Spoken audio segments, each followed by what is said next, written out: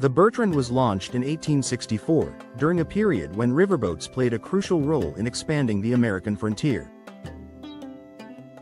Built in Wheeling, West Virginia, the Bertrand was a relatively new steamboat, custom-made for the tumultuous Missouri River. As part of the Montana and Idaho transportation line, its purpose was clear: to transport supplies, passengers, and cargo to the booming mining regions in the Northern Territories, primarily Montana, where gold fever was drawing thousands of prospectors eager to make their fortunes. The Missouri River was the most direct route to these remote territories, but it was also infamous for its treacherous conditions. Unpredictable snags, fluctuating water levels, and narrow passages demanded specialized vessels. The Bertrand was engineered with a shallow draft to navigate these tricky waters, making it agile and able to travel over shallow sections without grounding.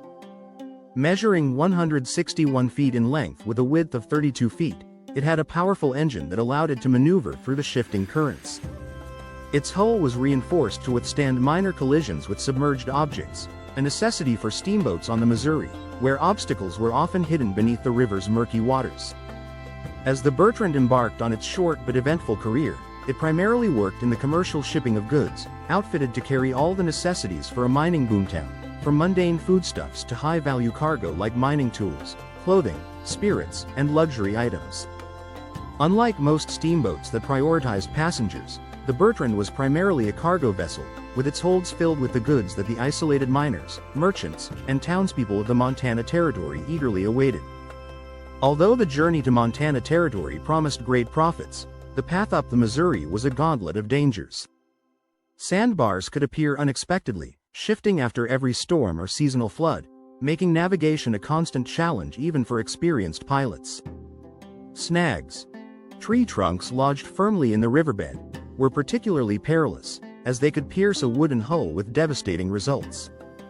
But the allure of profits kept companies like the Montana and Idaho transportation line in business, and the Bertrand became part of a convoy of similar vessels braving the river to fuel the boom in the West.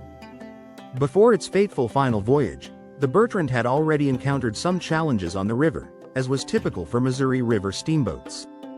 In early journeys, the Bertrand successfully navigated various obstacles that would have stranded or wrecked lesser vessels. Its crew, led by the skilled Captain James Ure, grew adept at reading the river's shifting channels, relying on instincts honed by experience. The Bertrand was on one of its earliest and most ambitious runs when it left St. Louis in March 1865, loaded with nearly 300 tons of supplies valued at over $100,000, an enormous amount at the time. This cargo included everything from household essentials like canned goods and preserved foods to more unusual items such as glassware, jewelry, and even ice skates and bottled ale. There were tools and machinery for mining, clothing, and other provisions needed for those aiming to settle and establish businesses in the growing mining camps and towns. Part of the allure of steamboats like the Bertrand was that they could carry not only basic supplies but also luxury goods, helping create a semblance of civilized life amid the harsh conditions of the frontier. In essence, the Bertrand was a floating warehouse, a vital link between the well-stocked ports of St. Louis and the rugged outposts of Montana. Though river navigation had been a central part of American commerce for decades, the Missouri River was far more challenging than the relatively predictable Mississippi or Ohio. It was considered untamable by many riverboat crews, as the sediment-laden water, sandbars, and powerful currents required intense focus and skilled navigation. During the spring, when the Bertrand set off, the waters were especially treacherous due to melting snow and seasonal floods, which raised the river's level and hid many snags from sight. Despite its reinforced design and a skilled crew, the Bertrand was not immune to the Missouri's hazards. On April 1, 1865, disaster struck.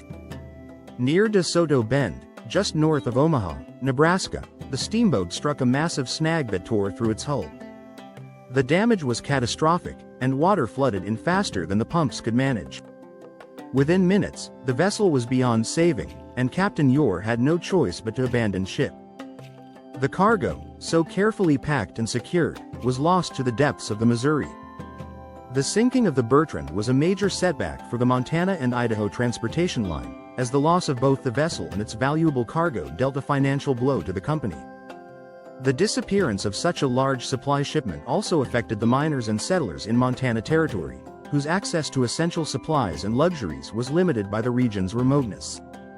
With the Civil War ending and the demand for goods soaring, the Bertrand's demise represented more than just a financial loss. It also symbolized the precarious nature of life on the frontier, where the aspirations of both businesses and individuals could be dashed in an instant by the forces of nature. Though the Bertrand was soon forgotten by many, its story was far from over. In 1968, more than a century after the Bertrand sank beneath the Missouri River, the steamboat's story took an unexpected turn. What had long been a local legend and a footnote in the history of frontier commerce became a modern-day treasure hunt that would uncover one of the most extraordinary time capsules of American frontier life. The discovery of the Bertrand's wreckage, and the nearly pristine artifacts within, began with a pair of treasure hunters, Sam Corbino and Jesse Purcell, who were captivated by stories of the steamboat's fateful voyage and the possibility of valuable cargo still hidden beneath the river. Corbino and Purcell were not archaeologists, but they were keen students of Missouri River lore. For years, they had been researching accounts of steamboat wrecks and following local rumors that held that the Bertrand's cargo might be buried in the river's silt-laden waters, preserved by the mud and sheltered from the effects of time. Encouraged by these tales, the two men began a systematic search for the wreck's precise location, combing through old maps, shipping logs, and accounts from surviving crew members and passengers. Finally, they zeroed in on an area near DeSoto Bend in western Iowa, where the Bertrand was believed to have struck a snag and sunk. Finding the exact location of a riverboat submerged in muddy riverbanks was no small feat. Over the years, the Missouri River had shifted its course significantly, altering the landscape and burying the Bertrand even deeper under layers of silt and soil. But Corbino and Purcell were undeterred. After extensive research and several exploratory digs, they located what they believed to be the remains of the steamboat roughly 30 feet below ground, buried beneath layers of river sediment. With this discovery came a new set of challenges.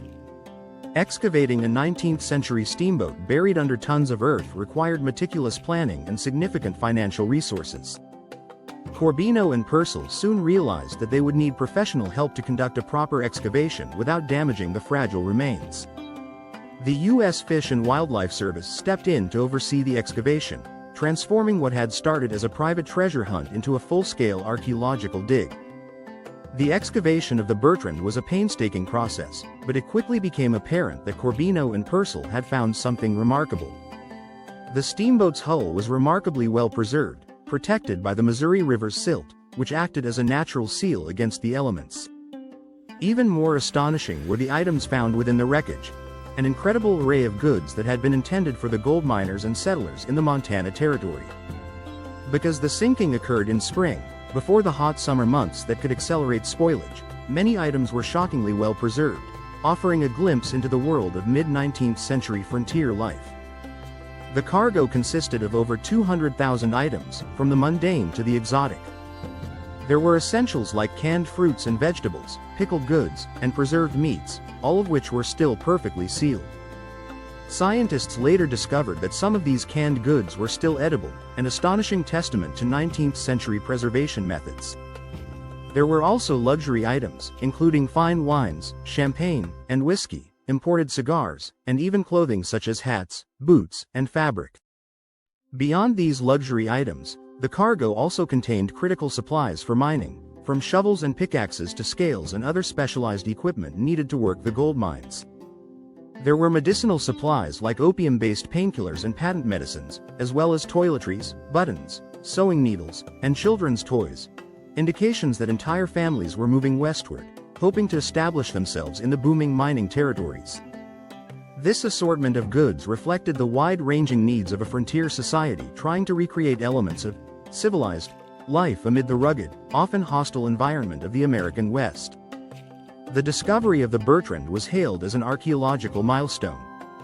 Unlike most excavations that unearthed fragments of ancient civilizations, the Bertrand's artifacts offered a well-preserved snapshot of a specific moment in American history.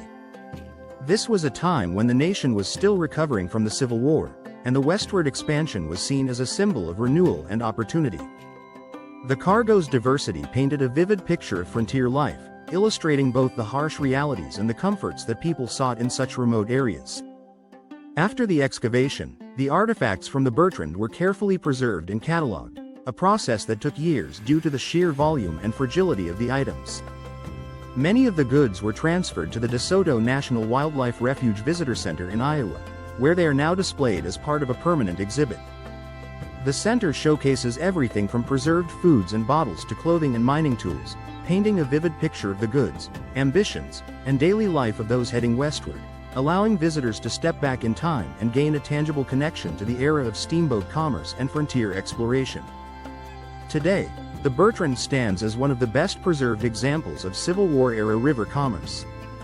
The Bertrand's brief working history, culminating in its tragic end, is remembered as a powerful testament to the relentless push of American expansion and the unforgiving nature of the Missouri River.